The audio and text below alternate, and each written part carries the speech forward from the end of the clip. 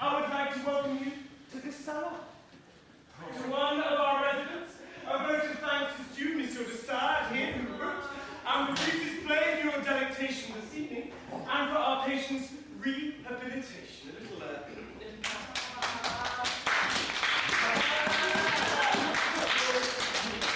I finally asked your indulgence steadfast, never on stage before coming to Charlton, but I can assure you that each inmate will pull his weight. Because you see, here, we are modern, enlightened, and we don't believe in locking up. We believe in through education and especially art, so that our clinic may play its part, according to our rights, of course, may play its part in the Declaration of Human Rights. I agree with our author, Monsieur de Sade, that his play, set here in our modern bathhouse, will not be marred by any instruments of physical, mental hygiene. No. On the contrary, these merely set the scene. For in his play, Monsieur de Sade has tried to show how Jean-Paul Marat died, and how he lay in his bathtub before Charlotte Corday came knocking on the door. Preparation. Presentation.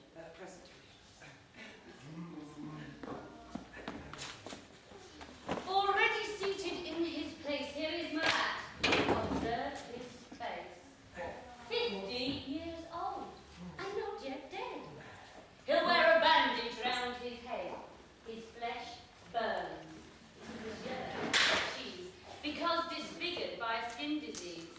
And only water cooling every limb prevents his fever from consuming him. To act this most important role, we chose the lucky paranoid, one of those who've made unprecedented strides since we introduced him to hydrotherapy.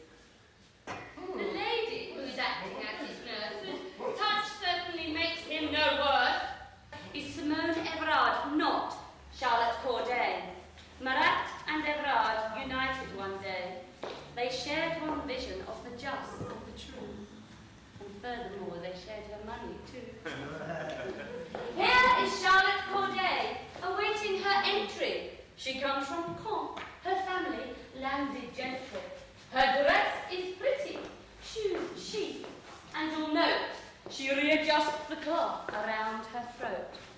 Historians agree, so it's not lewd in us to say she's phenomenally pulpituitous. Unfortunately, the girl who plays the role here has sleeping sickness and melancholia. Our hopes must be for this poor soul that she does not forget her role. And now here comes Monsieur Dupre, with silken hose and fresh toupee. To the revolution's murderous insanity, he brings a touch of high urbanity. Though as a well-known Girondist, his name's upon Marat's black lips. He's handsome, cheerful, full of zest, and needs more watching than the rest. Jailed for taking a radical view of anything you can name the former priest Jacques Roux, ally of Marat's revolution. Unfortunately, the censors cut most of his rabble-rousing theme. The moral guardian found it too extreme. Liberty!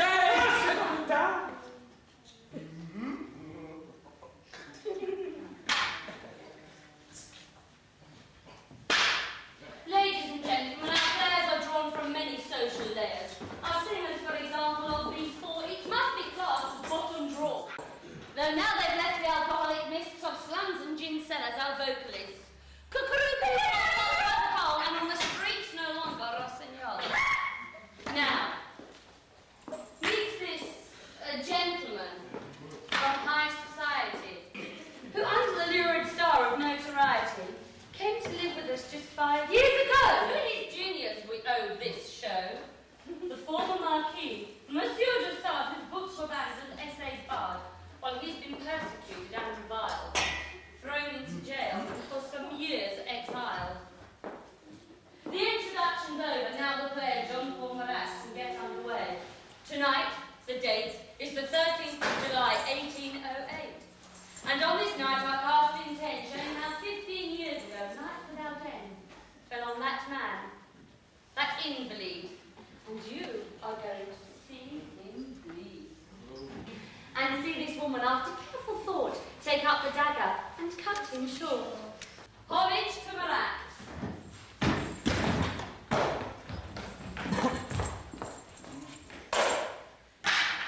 4 years after the revolution and the Alkins execution. 4 years after, remember how those courtiers took their final vow.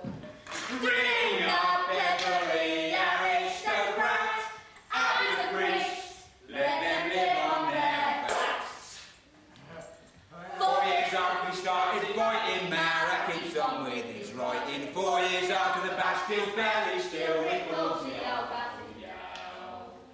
Down with all the ruling class, throwing generals out on their arse.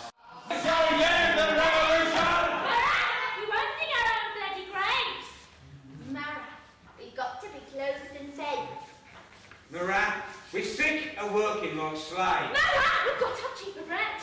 We crown you with these leaves, Marat, because of the laurel shortage.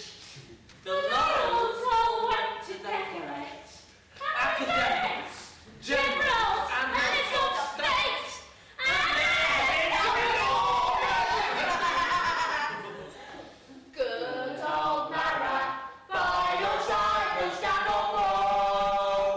You're the only one that we can trust at all. Don't scratch his gun, or the leather be better. 4 years we fought, and he fought unafraid, sniffing out traitors, and by traitors betrayed.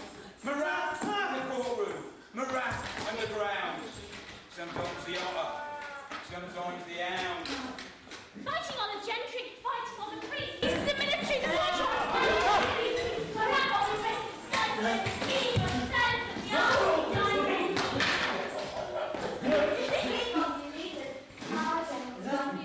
But they sit and they argue, and all that they do is sell their own colleagues and ride on their backs and kill or break them and give them all the In language no man understands the right that we grab with our own leave.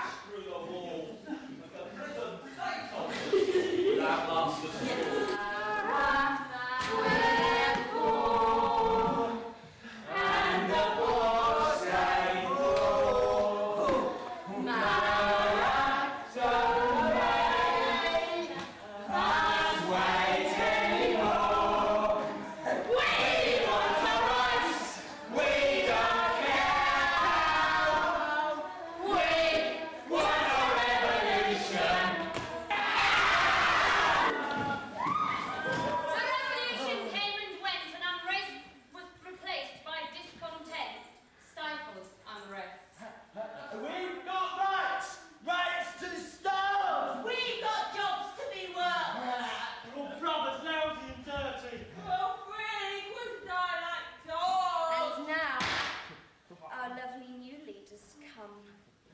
I give you some banknotes, which we're told is money, just as good as gold.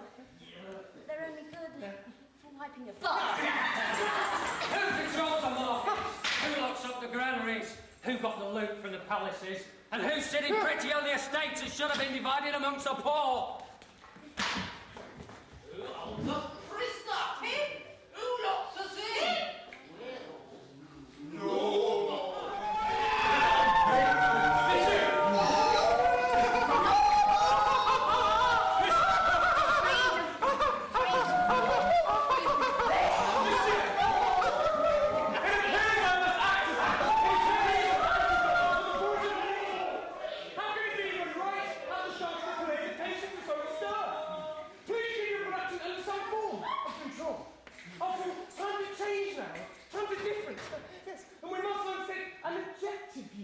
Of all grievances. Here sits Marat, people's choice, dreaming and listening to his fevered voice. You see his hand held around his pen, and the screams of the street are all forgotten. He stares at the map of France, eyes marching from town to town while you wait.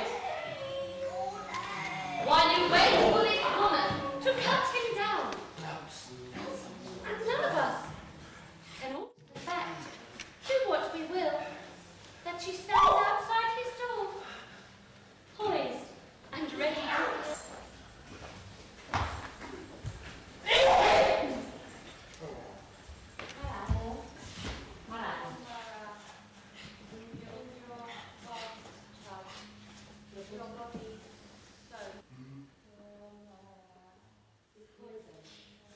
With poison.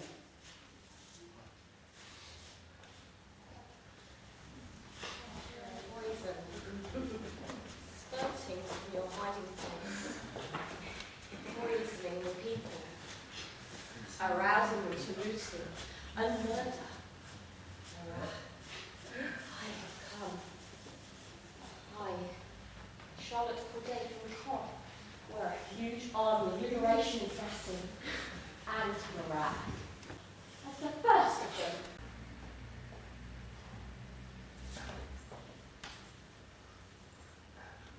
I come as the first of them, Marat.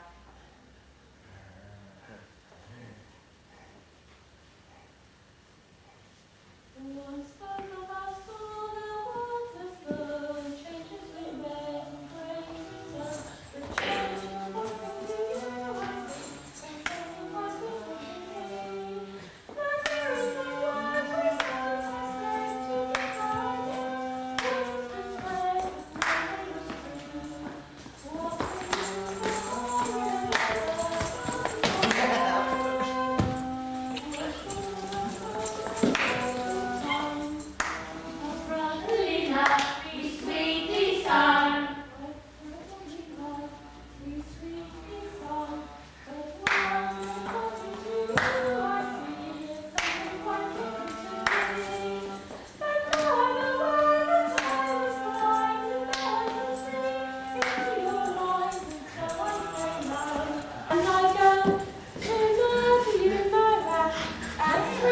way,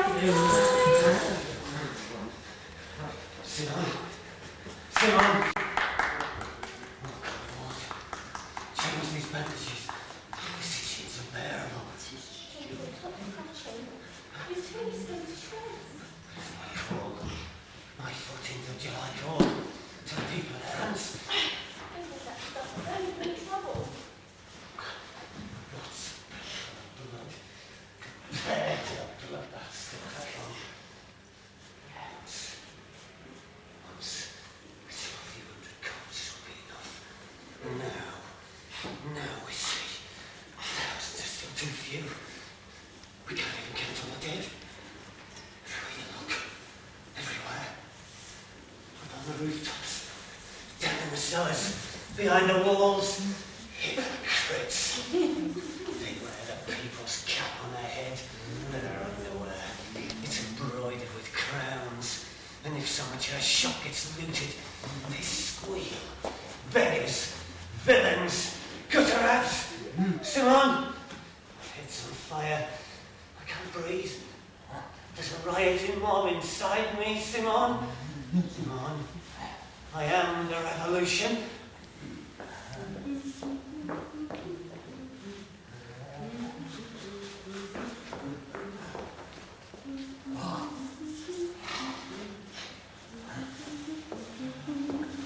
Corday's first visit.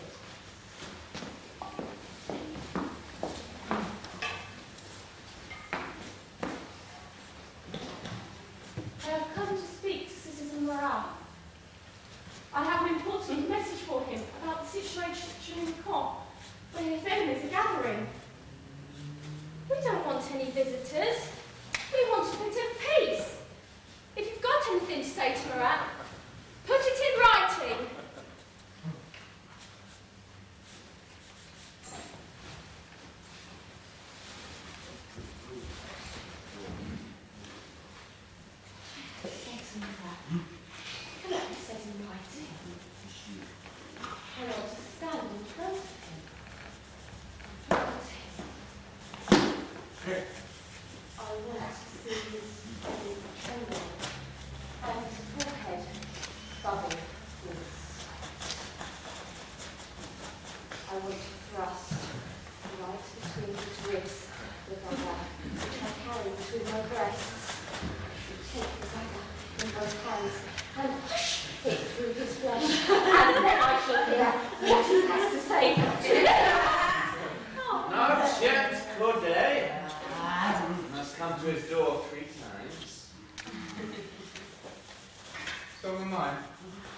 Song of mine for days arriving in Paris. Come on.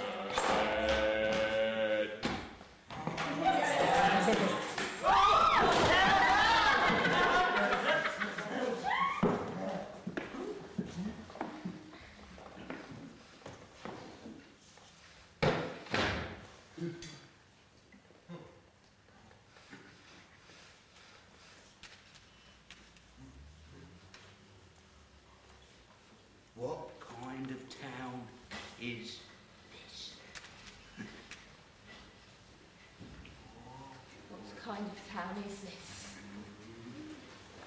The sun can hardly pierce the haze.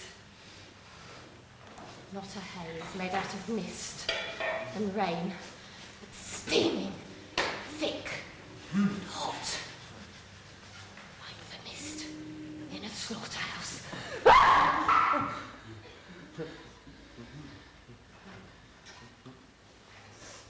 are they halting? What are they dragging through the streets? They carry stakes. But what's impaled on those stakes? What are they dancing for? Are they racked with laughter? Why do the children scream?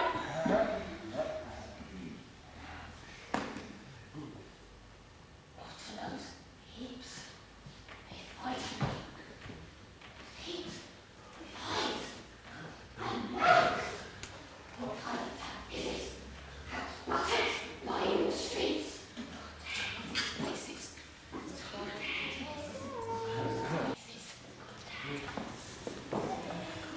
These faces will close around me. These eyes and mouths will call me to join.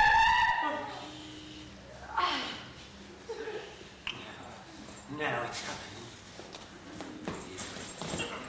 You can't stop it. People used to suffer everything. Now they take revenge. Revenge? You don't have to. You try. It's too late to stop crying out for blood.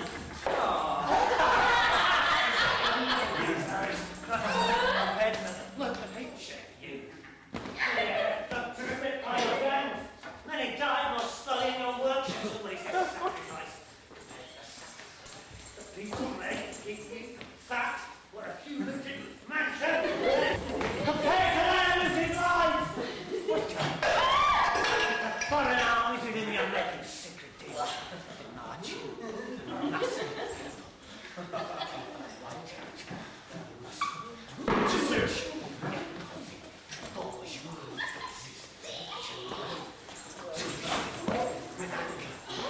Monsieur, I must interrupt this argument. You really cannot hold this education. This is making my defenses any better.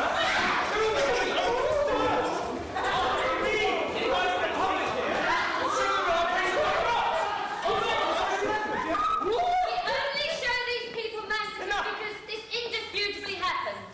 Please, calmly watch these barbarous displays, which could not happen nowadays. Men of that time, mostly now demised, were primitive, more civilized. Outside, on the scaffold, you stand completely still and stare. Father, in your executions can see.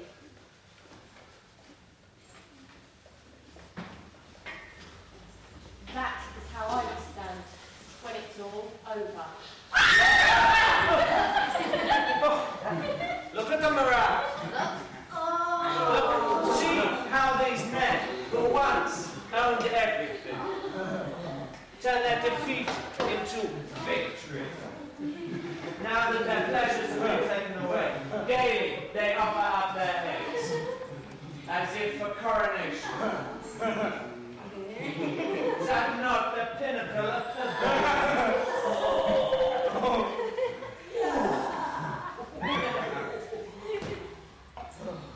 I'm reading your books this and one of your immortal works. The animating force of nature is destruction, and the only instrument for measuring life is death. The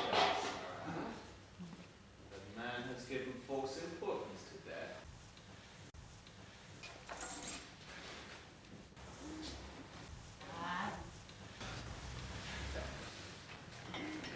Every animal, man, plant, which dies, adds to nature's compost heap, becomes the manure without which nothing could grow. Nothing could be created.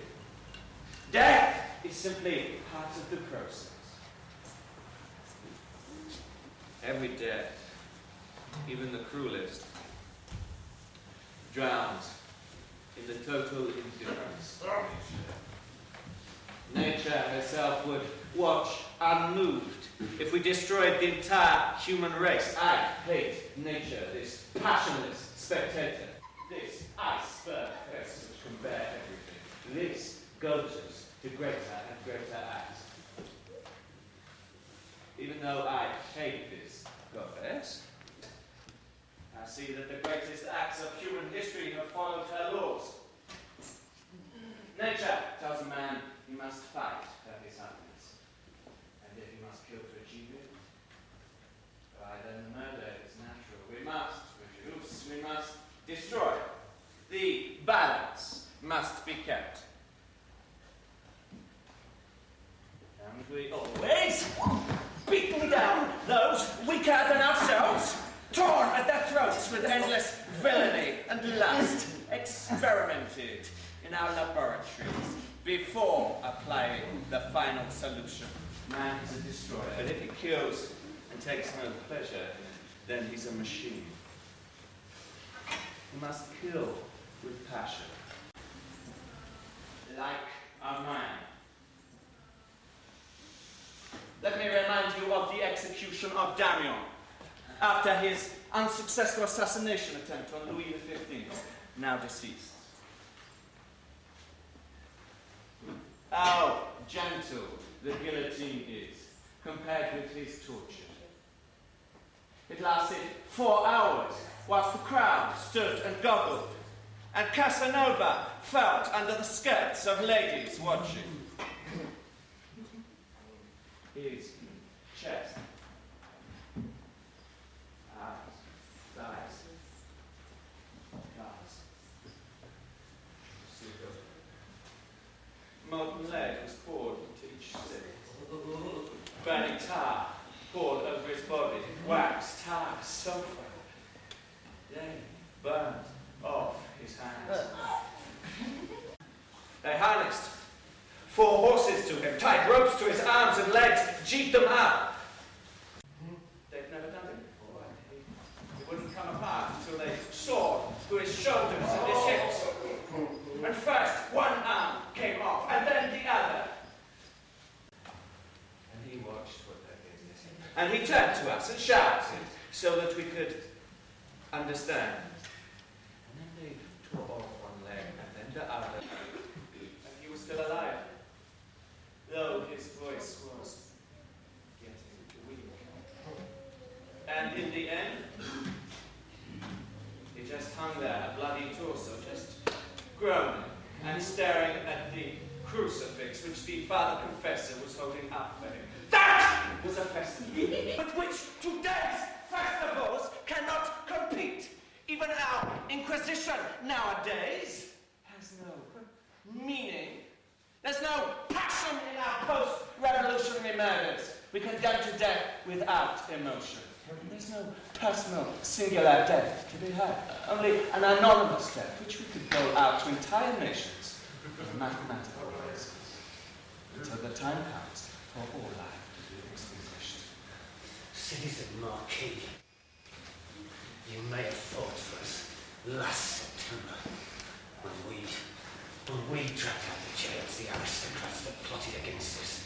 And you still talk like a grand seigneur. What you call the difference of nature is your own lack of compassion. Compassion? Compassion is the property of the privileged classes. When the pitier lowers himself to give to the beggar, he throbs with contempt. To protect his riches, he pretends to be moved. His gift to the beggar amounts to no more than a gift. No, Marat, no small emotions, please.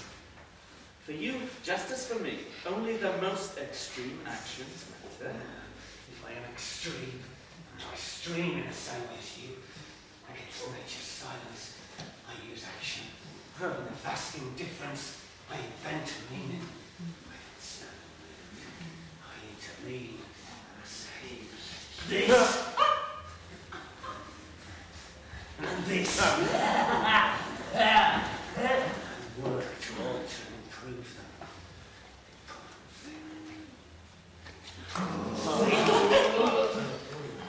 Pull yourself up by your hair to turn yourself inside out. See the whole world. Eyes.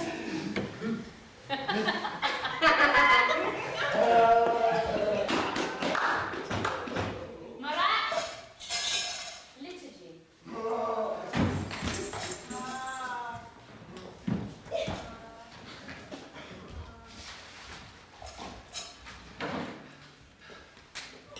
Remember how it used to be the King's Rugby Father? Care will live in peace. And the deeds are glorified by official poets. The simple mind.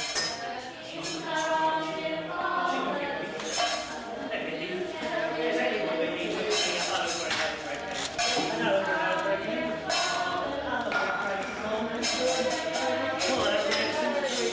Our love is international, universal. We're all brothers, everyone. And the priests looked down into a picture of injustice, and they turned their faces away and said, "Our kingdom is not as the kingdom of this earth. Our kingdom is a pilgrimage. The soul is on humility and patience, at the same time screwing from the poor their national and they ate and drank the cruises, and to the poor they said, "Suffer, suffer, here, suffer on the cross, we will win it." And everyone believes that they hear over and over again. And so the poor, instead of prayer, then they do with a picture of the bleeding and the souls and the death of Christ and the praise of and the priest said, "Raise your hands to heaven, bend your knees, bear your suffering without complaint, pray for those who torture you, the prayer and blessing of the honest stairway, which you can climb to paradise, which you can climb to paradise without believing." Monsieur! We agreed to make some cuts in this passage. Look. Excuse me. Here and here. After all, nobody now objects to the church, since our emperor is surrounded by high-ranking clergy. And since it has been proved over and over again that the poor benefit from the spiritual comfort of the priests. There's no question about your being oppressed. On the contrary, everything we do here is to relieve suffering through medical aid, clothing collections, and soup kitchens. I mean, we're very clear. We are the government. We're the only one of the temple government. What about the minister of studying the church? With all the causes aggravation, we hope you'll swallow down your indignation. And please remember that we show only things which happened long ago. Things were very different then. Nowadays, we're all God-fearing men. Pray to him! Satan! Hell! What have we done? As it is in hell, forgive us our good deeds and deliver us from holiness and lead us never into temptation over and over! Amen!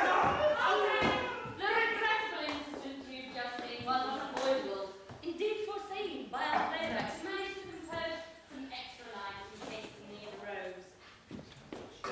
Be pleased to remember, this man was once the very well-thought abbot of a monastery. It should remind us all, as they say, God moves like a man in a mysterious way. Before deciding what's wrong and what's right, first we must find out what we are. I don't know myself. No sooner have I discovered something about myself than I begin to doubt and have to destroy it. What we do is just a shadow of what we want. The only truth consequently the ever-changing truth of our own experience. I don't know if I'm a hangman or a prisoner. I imagine the most horrible images.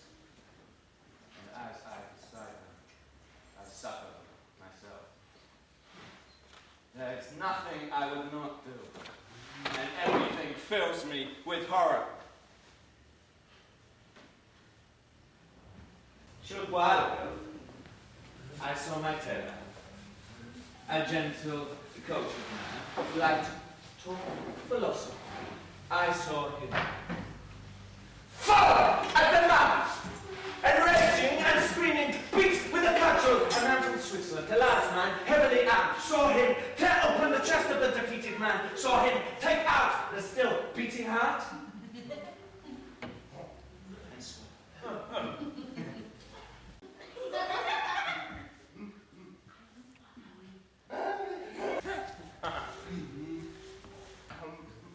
A mad animal. Man is a mad animal.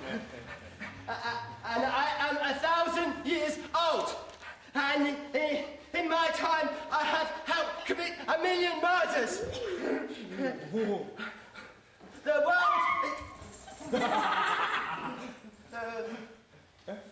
world is spread thick with squashed humans.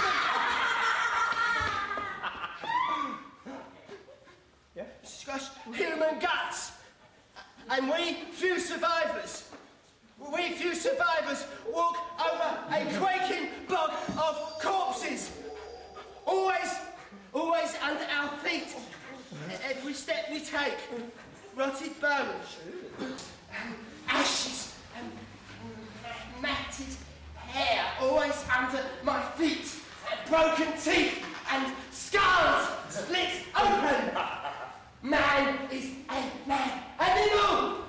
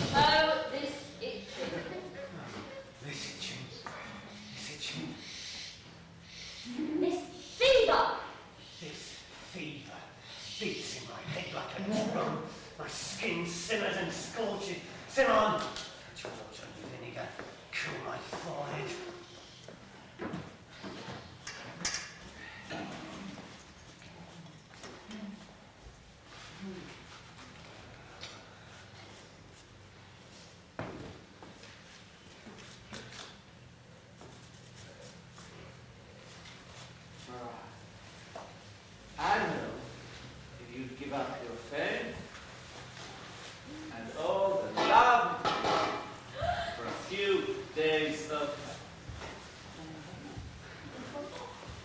you sit in your bath like you were in the pink water of the wood. You swim all huddled up, alone with your ideas about the world, which no longer fit the world outside. And why should you care about the world outside? For me, the only reality is imagination. The world inside myself. The revolution no longer interests. Wrong, sir, wrong. This imagination you talk of is useless to me. Imagination. It never broke down any real barriers. Right.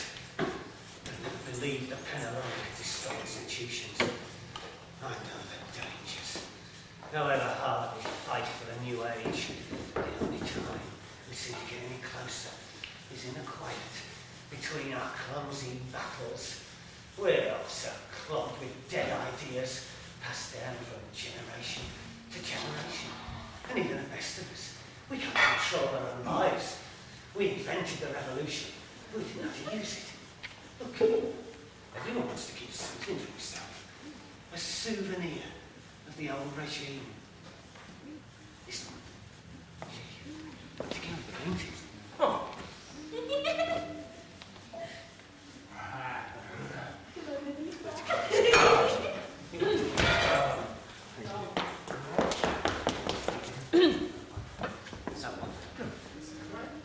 a horse.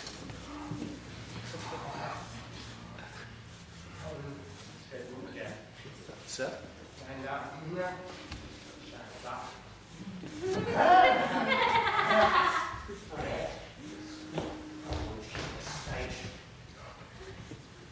got to stand up. To keep his factory. Shall then she to keep it straight.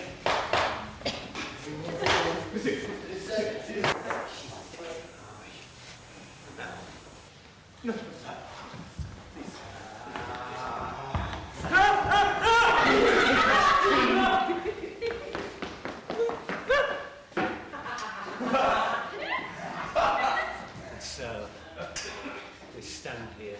We stand here. And we write into the Declaration of the Rights of Man, the holy right of property.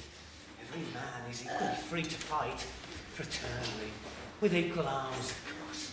Every man is his own millionaire, man against man, group against group, in happy mutual robbery. Ahead of them, the springtime of mankind, the budding of trade, and the blossoming of industry, and one enormous financial upsurge. We stand here more oppressed than when we begun, and they think the revolution's been won. Why do they have the cash? Why do they have the power? Why do they have the friends at the top? Why do they have the jobs at the top? We've got nothing, always had nothing, nothing but holes and millions of them, living in holes, dying in holes, holes in our beliefs, holes in our lives.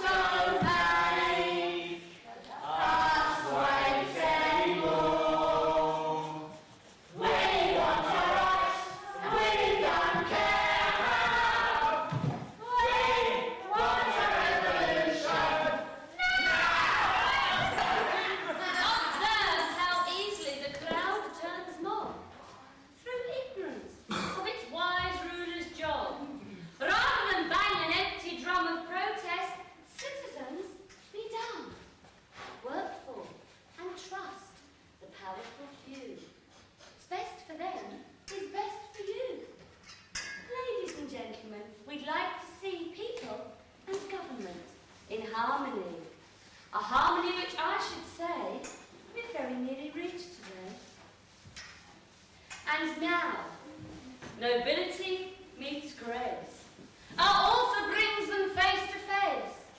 The beautiful and brave Charlotte Corday, the handsome Monsieur de Grey. Or, where she spent the best years of her youth in a convent, devoted to the way of truth. Dupray's name she heard them recommend as a most sympathetic and helpful friend.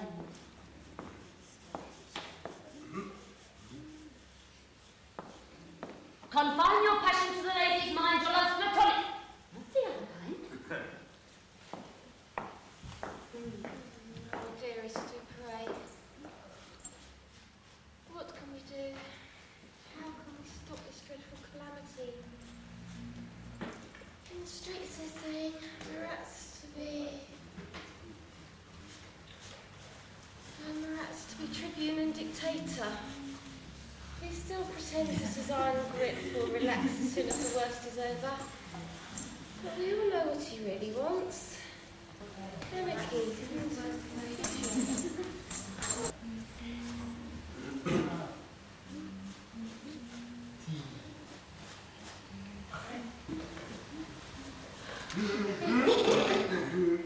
Darlings, Charlotte!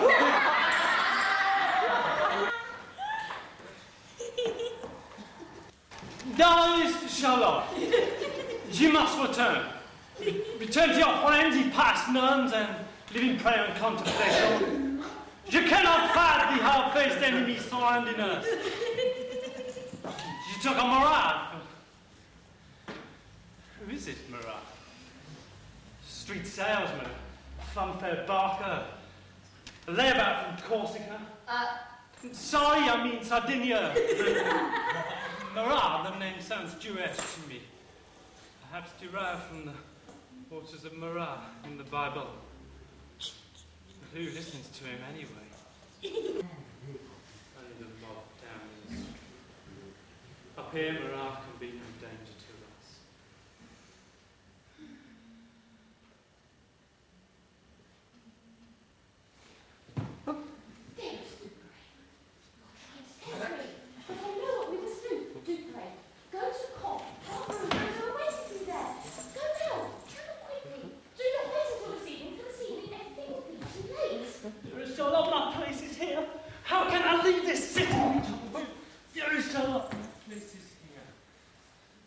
Why should I run anyway, now that it can't last much longer? Already the English lie off Dunkirk and Toulon, and the Prussians, the Spaniards have occupied Russia and Paris. Mayence is surrounded by the Prussians. Condé and Valencia have fallen to the Russians. To the Austrians, and the Vendée is up in arms. They can't hold out much longer. Fanatical upstarts with no vision and no culture, they can't hold out much longer. No, dearest Charlotte, here I stay. That's why I stay when with Marat's mob in turn. France wants more speed, forbidden one freedom! You hear that, Marat? Freedom! They all say they want what is best for France, that my patriotism is bigger than yours. They're all ready to die for the honor of France. Radical or moderate. They're all after the taste of blood. The lukewarm liberals and the angry radicals all want to die for the honor of France. Marat, give it up. Long ago, I left heroics to the heroes, and I care no more for this country than for any other. Take care! Monsieur, take care.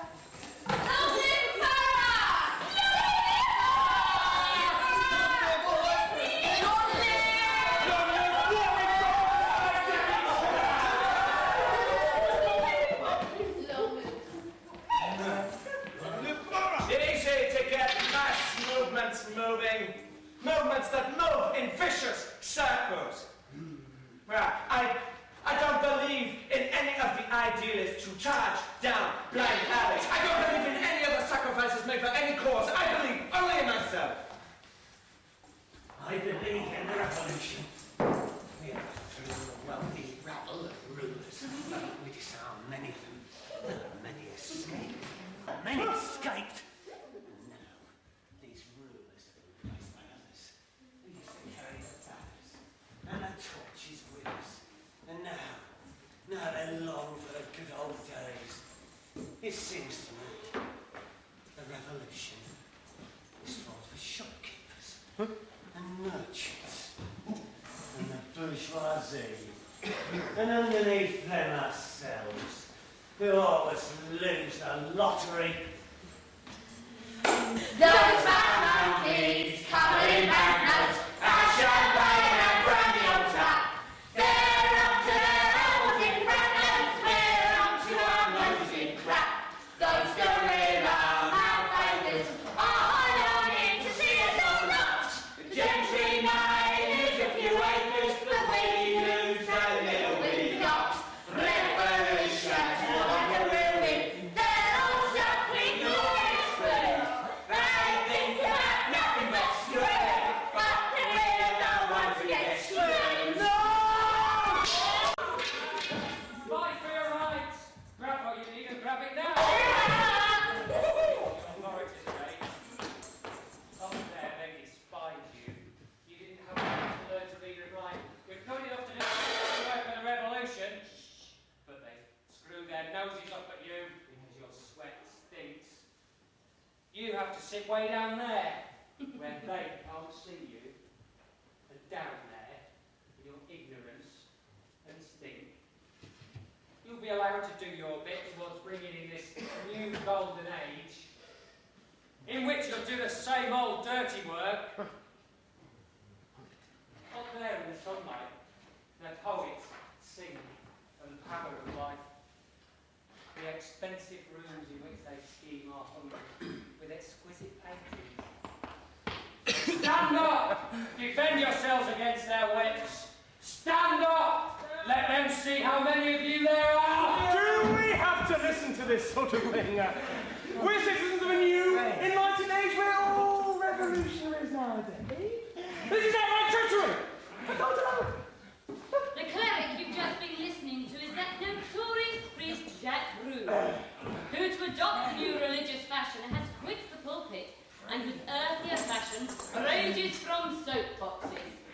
A well-trained priest, his rhetoric is slick to say the least. If you'd make paradise your only chance is not killed on clouds but solid France. The mob eats from his hand. Roux knows what he wants but not what he should do. Talk's cheap. The price of action is colossal. So Roux decides to be chief apostle of Jean-Paul Marat. Seems good policy since Marat's heading straight for Calvary. And crucifixion, oh, all good Christians know, it's the most sympathetic way to go. We demand the opening of the granaries to feed the poor. We demand the public ownership of the workshops and factories. We demand that the churches be converted into schools so that something useful can be taught in them. We demand that everyone should do all they can for an end to war.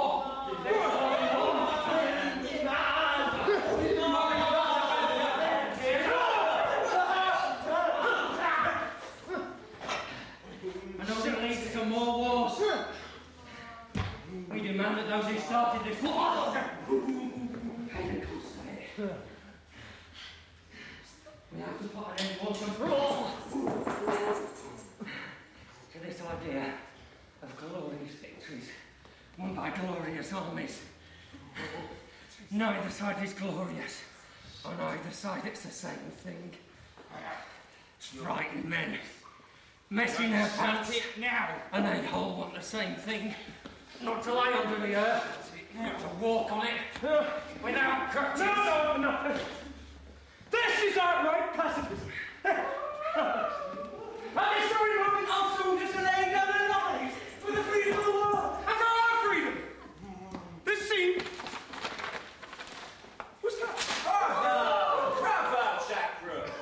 I like your monk's habit. Nowadays, it's best to preach revolution wearing a robe. Marat, your time has come. Now, Marat, come out. Show yourself. Come out and lead the people. It has to be now. For if revolution turns everything in its blinding brightness, for it's only as long as a lightning flash.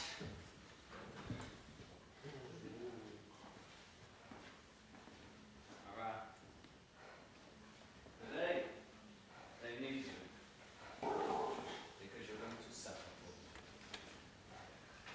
They need you, and they honor the air which holds your ashes. Tomorrow, they come back, and they'll smash that thing. And they say, Marat! Marat. Who was Marat? And now, Marat, I'll tell you about this revolution which I helped to create. When I sat in the Bastille, my ideas were already formed. I sweated them out under the blows of my own whip. And out of hatred for myself and the limitations of my mind. In my mind, I created monstrous representatives of a dying class who could still exercise their power in spectacularly staged orgies.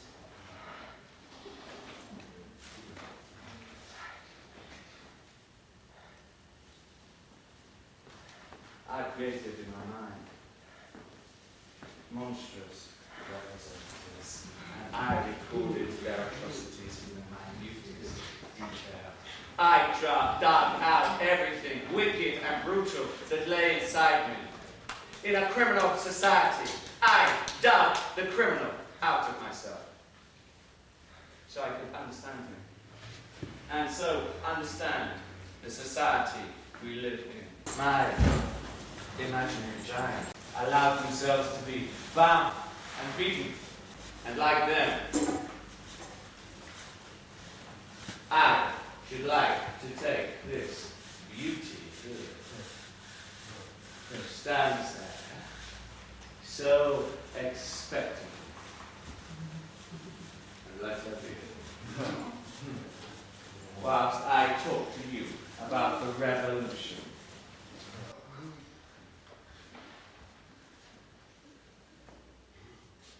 At first, I saw in the revolution a chance for a tremendous outburst of revenge. But then, as I sat in the courtroom myself, not as I had been before, the accused, but as a judge, I saw I wasn't capable of murder. I did everything I could to let the prisoner escape. I wasn't capable of murder, even though murder was the final proof of my existence.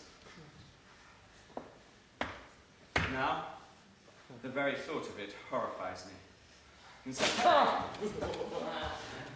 September, when I saw the official sacking of the Carmelite convent,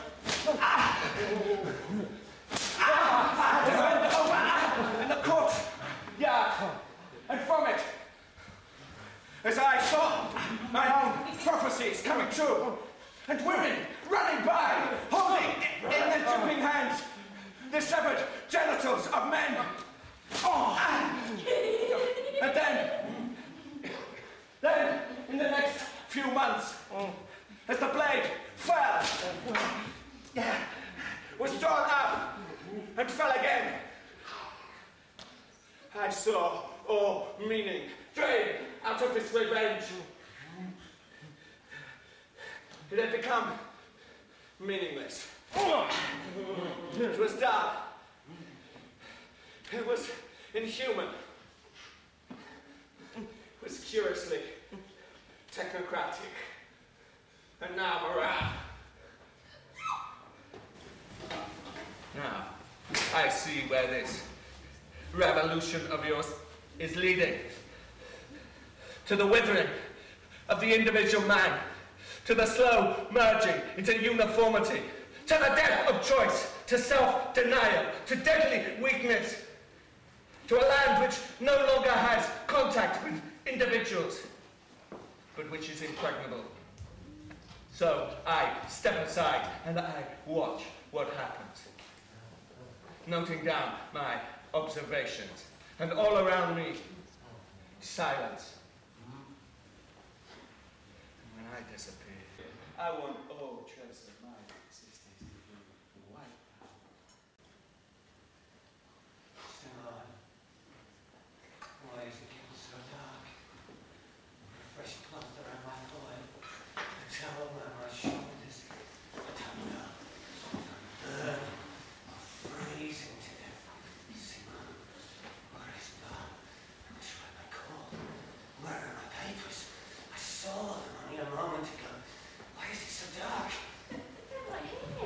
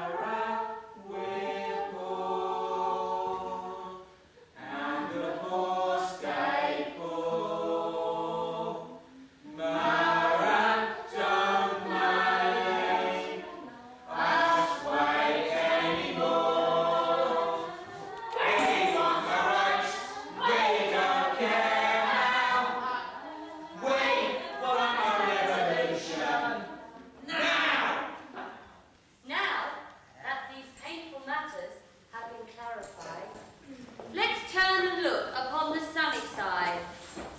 Fever, sores, death. Not one of them destroys the universal rule of love's sweet joys. Anger and woe don't give a true reflection of life. There's also spiritual affection. Recall this couple. Their love, so pure. She, with her leaky blue, and her face, intriguingly pale and clear. And her eyes ashine with a trace of a tear. And her lips, sensual and ripe, seem to silently cry out for protection. And his embraces proving his affection. See how he moves with a natural grace, and how his heart springs on at passion's pace. Let's gaze at the blending of the strong and fair sex before their heads fall from their necks. One day it will come to pass. One day it will come to pass that within in harmony with himself and with his fellow man. One day it will come to pass, a society which pulls its energy to defend and protect each person for the possession of each person. Each man, again, I put all on it, only a face of so stays free! A society in which every man is trusted with the right of governing himself. Come! Which the natural qualities are subject to higher order. But all, no matter how varied their physical or mental powers may be, by agreement legally. That's enough. By agreement legally, get their fair share.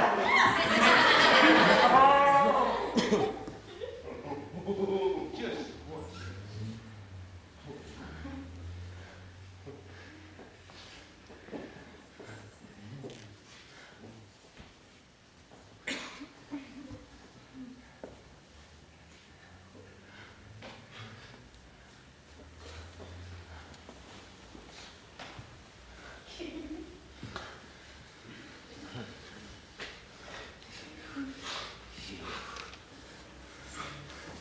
The lies they tell.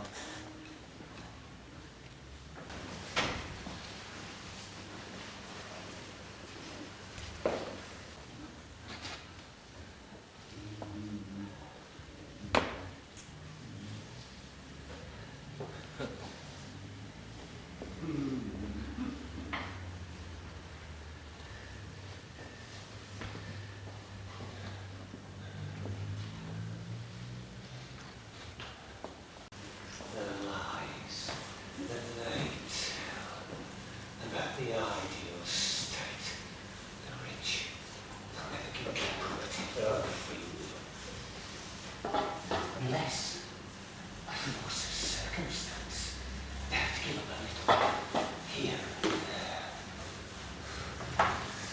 Activity, because they know they will soon bring it back. The rumour spreads that the workers can soon expect higher wages. Why? Because this raises production, increases demand to fill their rich lungs. Gold chest. Don't imagine that you can beat them without using force. Don't be deceived when the revolution has been finally stamped out and they tell you things are better now. Even if you ever get more wages, just spending on these new and useless goods that these new industries force on you, even if you think you've got so much more. It's only a slogan of those who've got so much more than you. Don't be taken in. Don't be taken in when they pat you paternally on the shoulder and tell you there's no inequality worth speaking of, no more reason for fighting, because if you believe them, they will be totally in control in their marble homes and their granite banks, from where they rob the people of the world. Liberties of bringing them culture. Watch out. For as long as it pleases them, they'll send you out to protect their gold in wars whose weapons developed by servile scientists become more and more deadly until it can, with a flick of a finger, tear a million of you to pieces.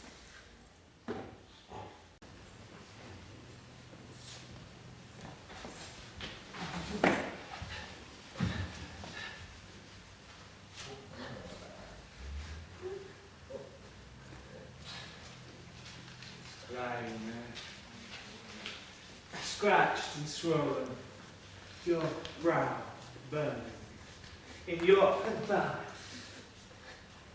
in your home. You still believe justice is possible.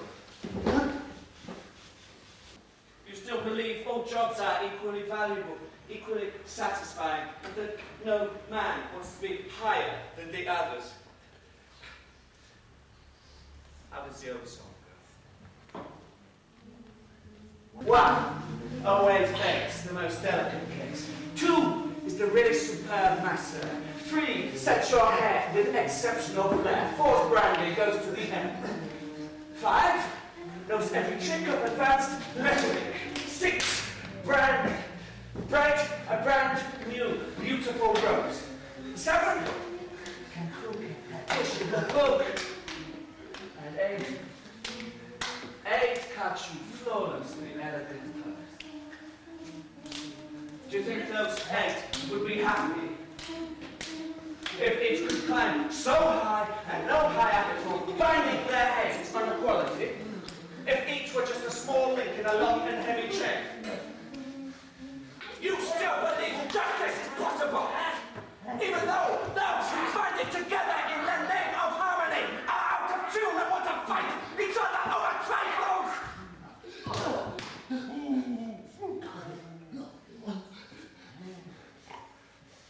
They aren't trifles.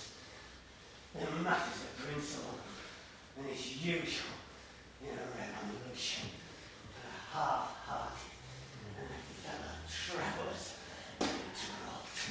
We can't begin to build. Burn your buildings down.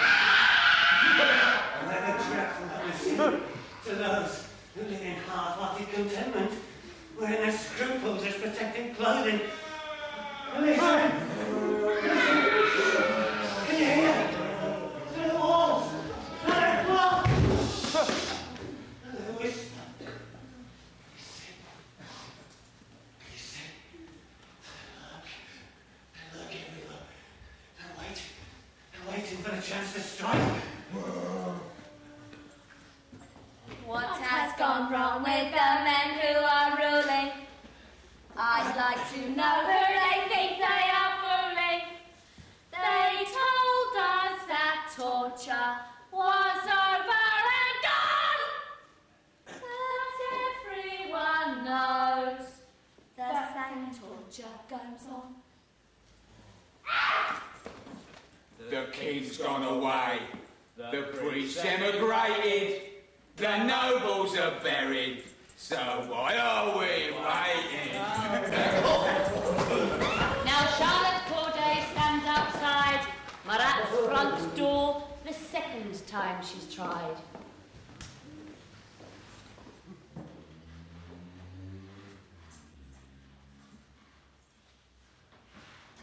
I have come to deliver this letter, in which I ask again to be received by Marat. I am unhappy and therefore have a right to his aid. I have a right to his aid! I won't let anyone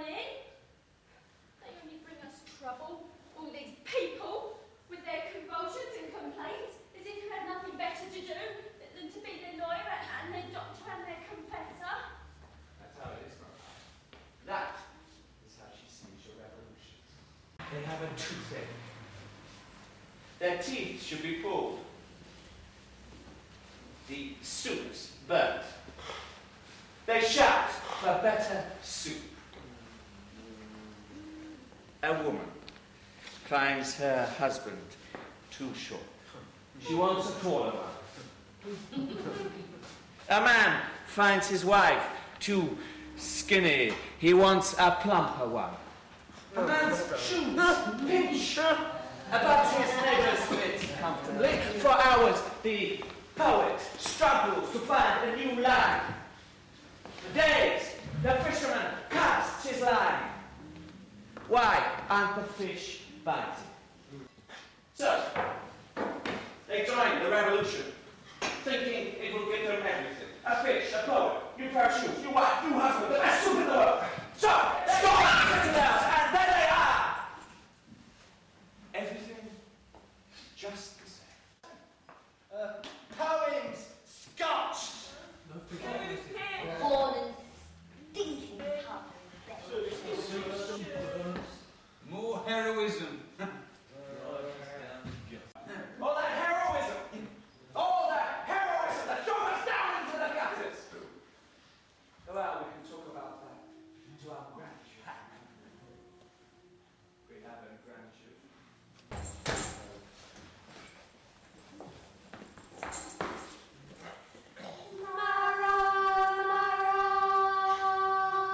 It's all in vain. You study the body and put the brain.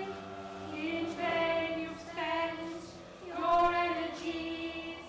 For how can Marat cure his own disease? Marat, where is her path? Or is it not visible from your heart? Your enemies are closing in.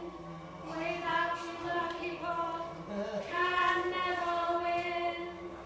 Marat, can you explain how once in the daylight your thoughts inflame? Has your affliction left you down? Your thoughts lie in shadows. Now night has come.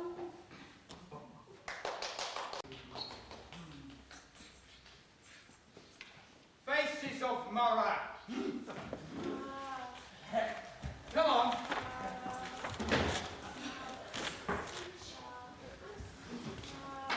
They're coming. Listen to them.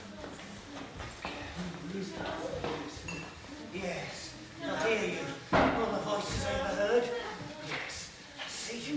All the faces. Ladies and gentlemen, silence, I pray. Let's hear what these people are aching to say about this man, whom they all understood, before they buried him for good. First, the schoolmaster of that charming place, where young Marat spent his childhood days. Even as a child, just Marat made groups of his wings while screaming at each other. They thought we would be swords and little blood flowed. They took prisoners and bound and tortured them, and nobody knew why. Let's hear from this lady, for she can give us the inside story of this man. She smelt him from the very first, for from her womb young Marat burst. He couldn't eat his food. He lay around for days saying nothing. He looked him up in his head, you know. There was no getting him out of it at all. Father. When I tried to hang him up, he threw himself down and lay there stiff as a log. When I bit him, he bit back his own father. When I spat at him, he sat there cold, his eyes. Yes, yes, I see you. Hated mother, hated father. What's that bite you're rocking? Why do you laugh like executioners? John Paul, you're feverish. Stop biting. John Paul will already kill you. I'm not feverish. I see more clearly. Them faces were always hallucinations. Where is Bar? Schoolmaster.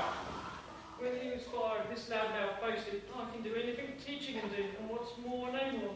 And at 15, I conquered all the universities and outdone all the professors. And at the age of 20, I mastered the entire intellectual cosmos. That's what he boasted, as true as I stand here.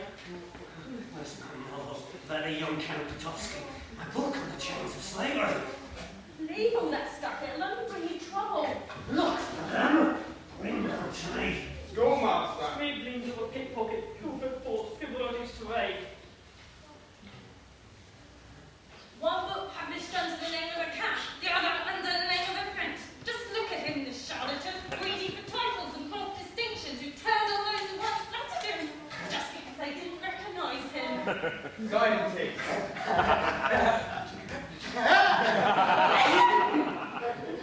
What did he do in England, this shady marat? Wasn't he a dandy in the highest society who had to run away because he was caught red-handed embezzling and stealing? And didn't he smuggle himself back into well-known circles and get himself appointed physician to the Count d'Artois? Or was it only to his horses? Wasn't he seen going about with aristocrats and charging 36 livres for a consultation? And on top of that, he'd enjoyed the favours of certain well-born ladies. You agree? Well, last election got his kindness was poor, and when he spoke, they couldn't stop each word from branding him a bore. And when they found he was a quack, with water drugs and killed with chalk. And when they laid him on his back, he raised his battered head to squawk. Property is robbery, now with all tyrants. It is a privilege indeed to introduce Voltaire. He wrote Candide. We have received on certain marats, slim, high, this marat claims in a somewhat Revolutionary essay. that thought exists in the walls of the brain, and from this strategic position controls the hyperdrive mechanism of the body at the center of clarity. The soul is receiving messages from the mechanism. from the soul. Messages conveyed by crystals, wands, and cups, which the soul transforms into consciousness through separate sentimental fusions operating simultaneously. In other words, it is the opinion of this the gentleman that whole fills the corridors of the brain with the essence of the soul, and extract soul, curdles the liver and kidneys. For this type of we can spare not even We're equally happy to welcome today that eminent scientist Lavoisier. The Academy has received from a certain marat some theories relating to fire, light and electricity. This marat seems to think that he knows a great deal better than the Academy. For fire, he says, is not an element, but a liquid fluidium caused by heat, which ignites only because of the air. And light, he says, is not the light, but a part of vibratory rays,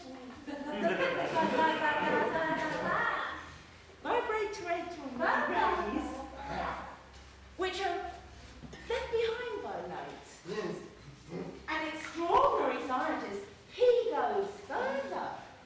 For heat, he says, is not, of course, heat, but merely more vibratory rays, which become heat only when they collide with a body, setting in motion ability its minuscule molecules. He wants to pronounce the whole of fixed and thermal creation invalid, and instead he wants to introduce a universe of unbridled activation in which electrified magnetic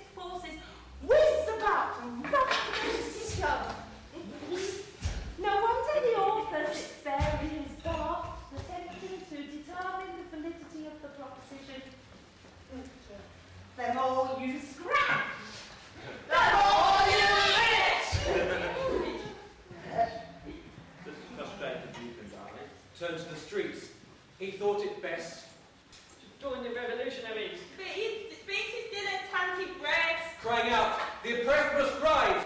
You meant to cause irony. Woe to the man who dares to be different, who tried to break down all the barriers. Woe to the man who tries to stretch the imagination of man, as he shall be mocked and scorned by the blinking guardians of morality. You wanted enlightenment and warmth, so you studied heat and light. You wondered how the forces could be controlled, so you studied electricity. And you wondered, what is man for? So you asked yourself, what is this soul? This dump for hollow ideals and mangled morals. You decided the soul was in the brain and could learn to think, because you saw the soul as a practical thing, a tool for ruling and mastering life. And then one day you came to the revolution because you saw the most important vision, that our circumstances must change fundamentally, for without these changes, everything we do must fail. We're poor, and the lost and poor. Marat don't make us wait anymore. We want our rights, we don't care how. We want a revolution. The end comes soon. Before we watch the crime, let's interpose a drinking, thinking time. What you recall that what our past presents is simply this, a series of events. We will, since it's a play, not actual history, postpone it with an interval. We guarantee that after your refreshment and debating, you'll find Marat in his bathtub waiting.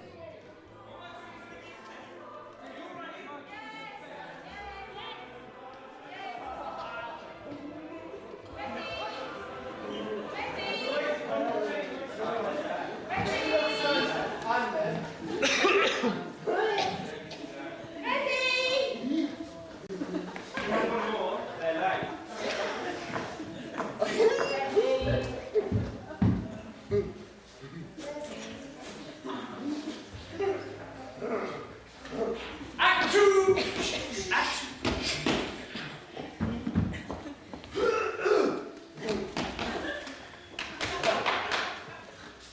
Marat is still in his bathtub confined, but politicians crowd into his mind.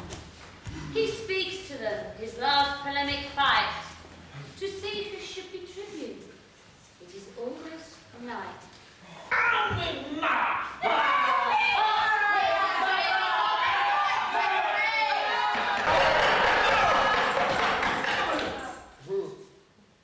Fellow citizens, members of the National Assembly, our country is in danger. From every corner of Europe, armies invade us, led by profiteers, want to strangle us, and even now they're sharing their spoils. Up with the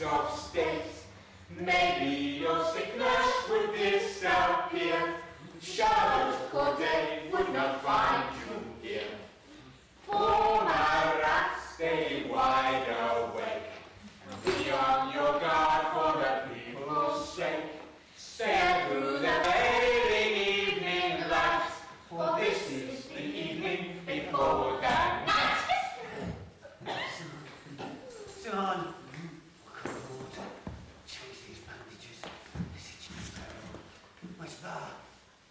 What's wrong with cool? Give up, marat. You yourself said nothing can be achieved by scribbling. Long ago, I abandoned my masterpiece, a roll of paper 30 yards long, which I filled with the minutest handwriting in my dungeon long ago. It disappeared when the Bastille fell. It disappeared as all words written, everything thought and planned will disappear. Marat, look at me. You call this living in your back, your mortification. I ain't time for nothing but work. Day and night, there ain't not enough for me. Don't investigate the wrong, because branches, branch, do twigs. And I wrote to them. I was struggling with human life.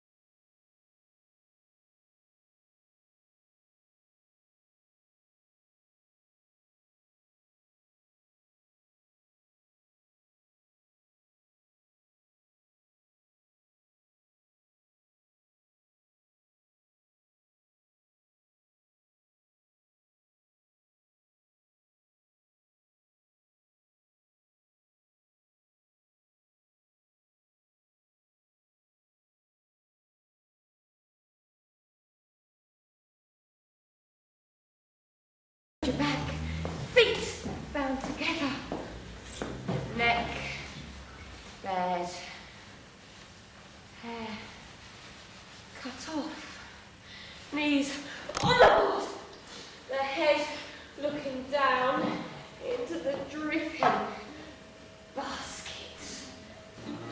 The sound of the blade rising, and from its slanting edge, the blood still drops. And then the downward side to split us in two,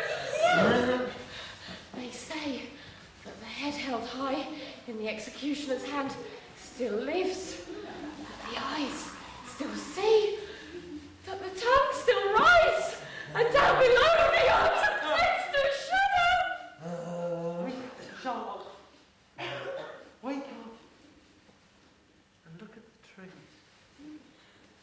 Look at that rose-coloured evening sky in which your lovely bosom heaved. Do not worry and abandon your fear.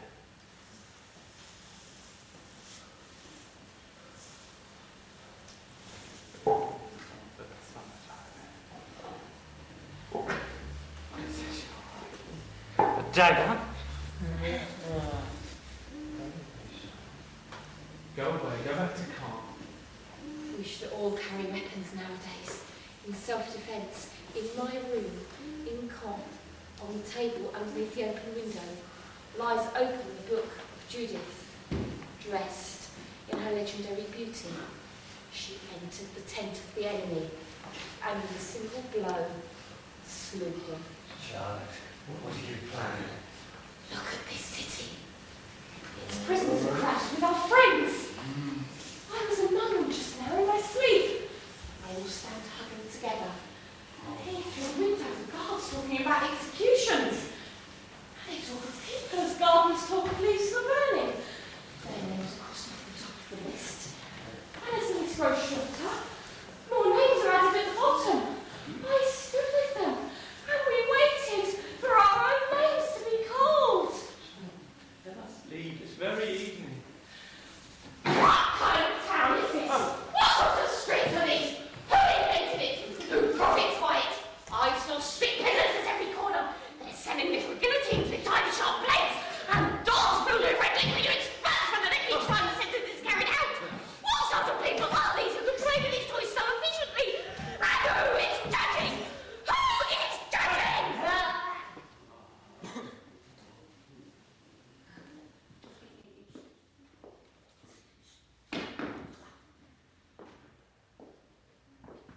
Charlotte, what do you want at this door? Do you know who lives here? The man for whose namesake I have come here. And what do you want from him? I have a task, which I must carry out.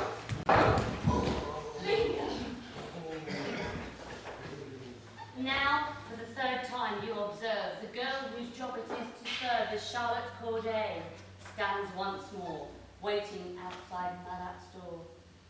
Do you pray? You see before her languish, prostrated by their parting's anguish. For what has happened could not be undone, though it might be wished by everyone. We tried restraining her with a peaceful sleep, and with the claims of passion still more deep. Simone, as well as best she could, she tried, but this girl here would not return aside. That man is now forgotten, and we can do nothing more. Corday is focused on this man. Right. Say once more. Where is Bar? I must write my call. My call to the people of France.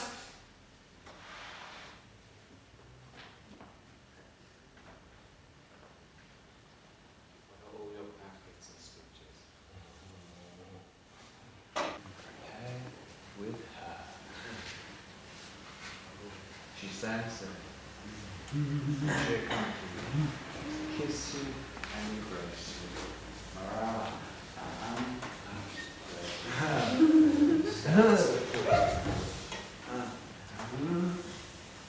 See how she smiles? How her teeth shine? How she shakes her auburn hair aside? Marat, forget the rest. There's nothing else beyond the body. See how she stands? Her dress, naked under the thin cloth. She carries a knife to intensify the love play.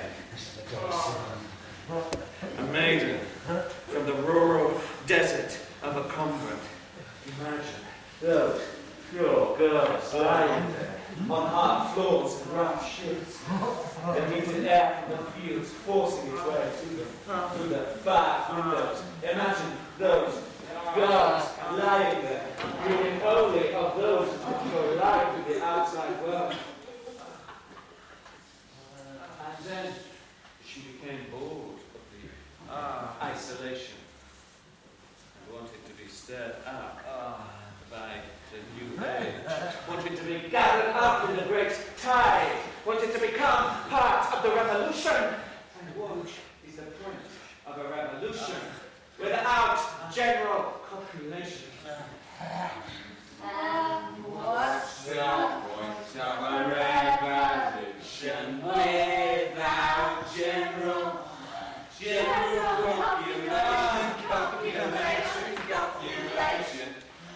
What's the point of a revolution without general copulation? What's the point of a revolution without general copulation? What's the point of a revolution without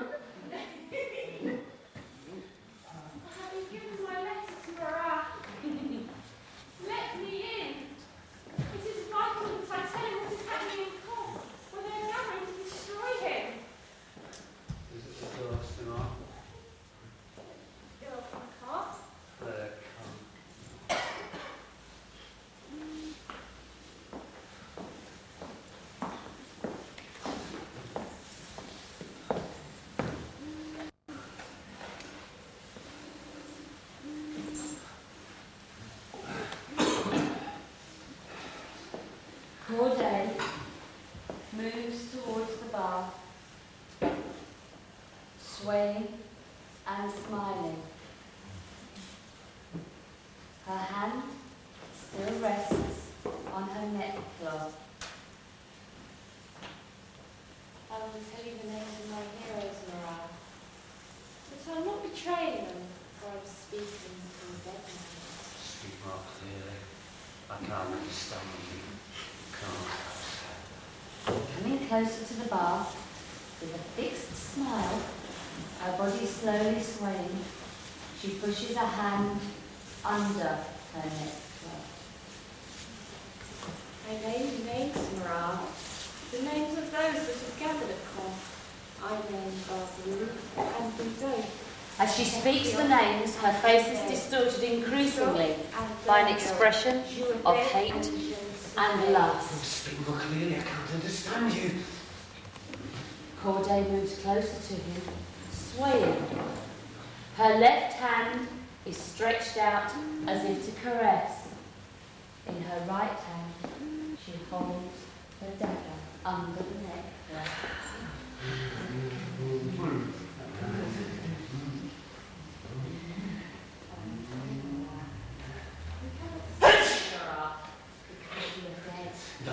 Take this down, Saturday the 13th of July, 1793, a call to the people of France. Corday stands immediately before Marat.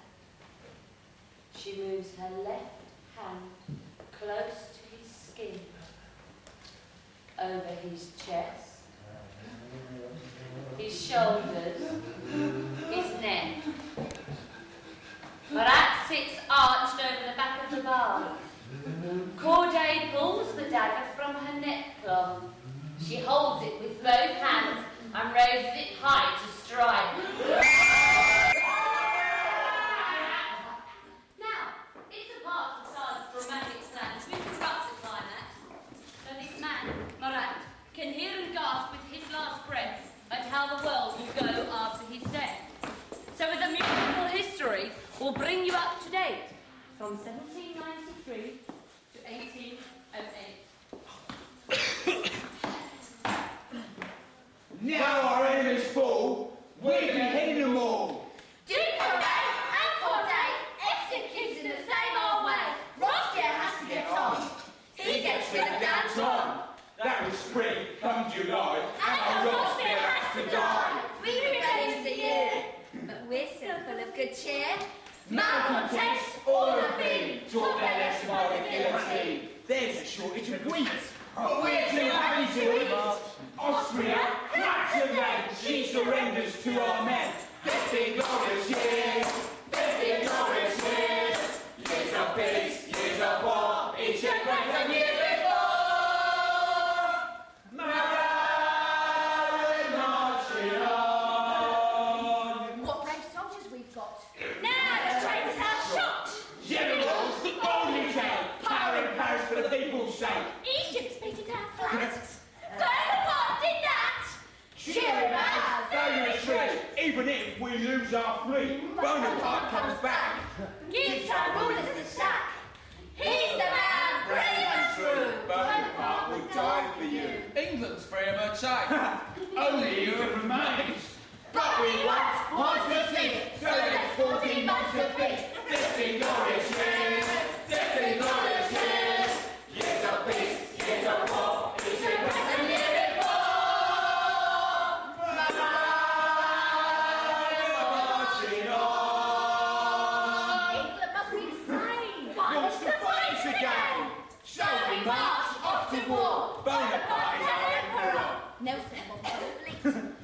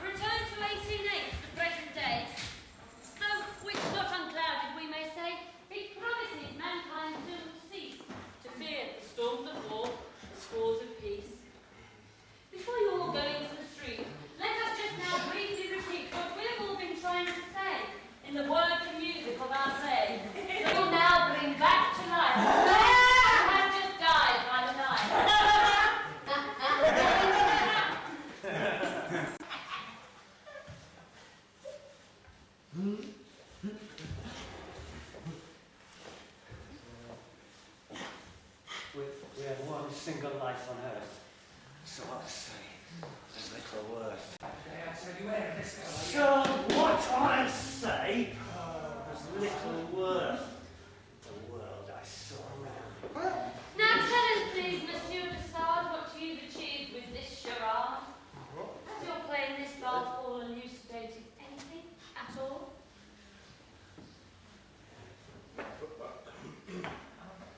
Our play's chief has been to take to this great propositions and their origins. See how they work, and let somebody fight it out. The point Must be to smash their laws by force. Pull down the nails. everywhere. Look, I see no ending to our play. It'll set it right.